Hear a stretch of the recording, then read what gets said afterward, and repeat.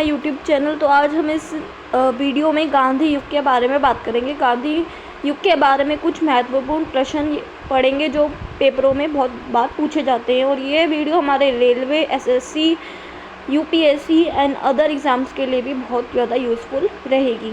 तो हम शुरू करते हैं महात्मा गांधी के परिचय से, और आगे उनके बारे में अगर आपको और ज़्यादा जानकारी चाहिए तो आप मेरे चैनल को लाइक, शेयर एंड सब्सक्राइब ज़रूर करिए। तो हम सबसे पहले शुरू करते हैं कि गांधी जी का पूरा नाम क्या था। तो गांधी जी का हमारा पूरा नाम था मोहनदास करमचंद गांधी। ओके, यहाँ पे मोहनदास लिखा गया है, मोहनदास करमचंद गांधी हैं। जन्म इनका हुआ 2 अक्टूबर 1869 को। 2 अक्टूबर 1869 को इनका जन्म हुआ। कहाँ पे हुआ ये? पोरबंदर के काठियावाड़ ज़िले, गुजरात में। पिता का नाम क्या था इनके? करमचंद गांधी या काबा गांधी। करमचंद गांधी भी कहा जाता है या फिर काबा गांधी भी कहा जाता है। माता का नाम इनकी था पुतली बाई। पत्नी का नाम क्या था? कस्तूरबा बाई। हमेशा हम माता और पत्नी के नाम में कंफ्यूज होते हैं। तो माता का नाम क्या है? दोबारा ध्यान देंगे, पुतली बाई। और पत्नी का नाम क्या है? कस्तूरबा गांधी। गांधी के पुत्रों के नाम हैं हरिलाल, मणिलाल, रामदास एवं देवदास। हरिलाल, मणिलाल, रामदास एवं देवदास। गांधी जी के शिष्या का नाम क्या था? मीराबेन। जो गांधी जी की शिष्या थी वो कौन थी? मीराबेन। गांधी जी की जो आत्मकथा है वो किस नाम से प्रकाशित होती, किस नाम से है? तो वो है सत्य के साथ मेरे प्रयोग। सत्य के साथ मेरे प्रयोग, वो किसकी आत्मकथा है? हमारे गांधी जी की आत्मकथा है। अब इनकी मृत्यु होती है 30 जनवरी 1948 को। क्या होती है? इनकी मृत्यु हो जाती है। और इसी दिन क्या मनाया जाता है? अहिंसा। इसी दिन जब इनकी मृत्यु होती है उस दिन मनाया जाता है 30 जनवरी को शहीद दिवस। और ये क्या होती है? इनकी पुण्य तिथि। और इनके जन्म को बनाया जाता है 2 अक्टूबर को बनाया जाता है अहिंसा दिवस। आगे देखते हैं कि गांधी जी का समाधि स्थल कहाँ पर है?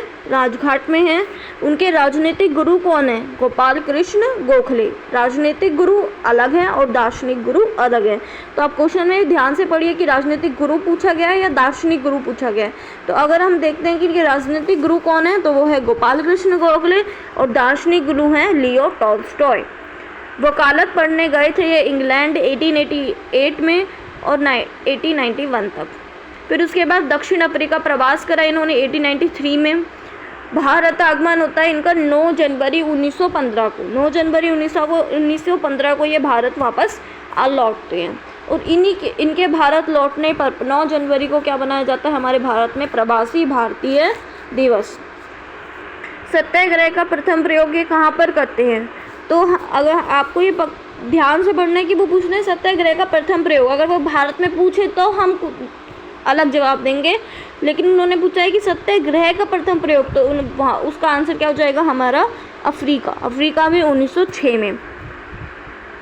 भारत में प्रत्येक सत्याग्रह। अब यहाँ पे उन्होंने क्या पूछा था हमसे?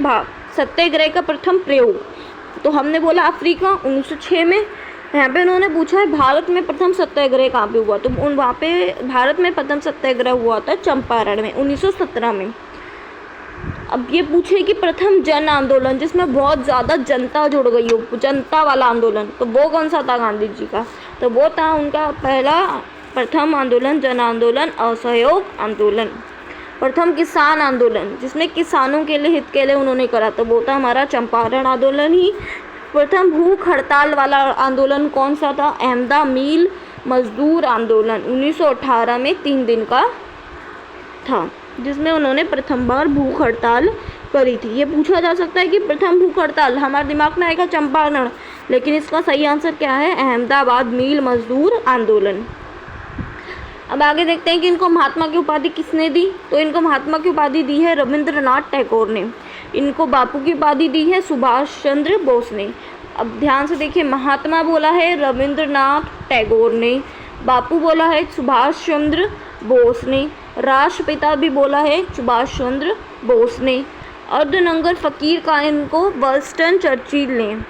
फिनिक्स आश्रम की स्थापना इन्होंने करी 1904 में दक्षिण अफ्रीका के डरबन में। तो अगर पूछे फिनिक्स आश्रम कहाँ पर है तो ये भी इंपॉर्टेंट क्वेश्चन बन जाता है कि ये कहाँ पर है, दक्षिण अफ्रीका में है। और दक्षिण अफ्रीका के कौन से ज़िले में है, डरबन में है। और कब हुई इसकी स्थापना, 1904 में। आगे देखते हैं कि टॉल्स्टॉय फर्म की स्थापना इन्होंने कहा कि 1904 में ही करी है, दक्षिण अफ्रीका की, लेकिन यहाँ पे जोहान्सबर्ग में करी है। और वहाँ पे किसने करी थी, डरबन में। लेकिन ईयर दोनों का क्या है, सेम, 1904। ठीक है। आगे देखते हैं साबरमती आश्रम की स्थापना इन्होंने कहाँ करी है, 1916 में। और ये बताइए साबरमती आश्रम कहाँ पर है, हमारे भारत में है। कहाँ पर, गुजरात में। अब देखते हैं इनकी प्रमुख पुस्तक क्या क्या है। इनकी प्रमुख पुस्तक है हिंद स्वराज, जो गुजराती में लिखी हुई है 1909 में। सत्य के साथ मेरे प्रयोग, my experience with truth, English में इसका वर्जन है मेरे सपनों का भारत। प्रमुख समाचार पत्र इनके कौन कौन से थे, यंग इंडिया, ये बहुत ही पूछे जाते हैं कि यंग इंडिया इन्होंने कब प्रकाशित किया, 1919 में। इंडियन ओपिनियन इन्होंने दक्षिण अफ्रीका से करा था 1903 में। नवजीवन गुजराती में 1925 में। ग्रीन पैम्पलेट राजकोट से। और हरिजन 1933 में। टाइम पत्रिका द्वारा महात्मा गांधी को मैन ऑफ द ईयर घोषित किया गया। टाइम पत्रिका उन्होंने कहा कि जो महात्मा गांधी है वो मैन ऑफ द ईयर है, और वो कब करा, 1930 में।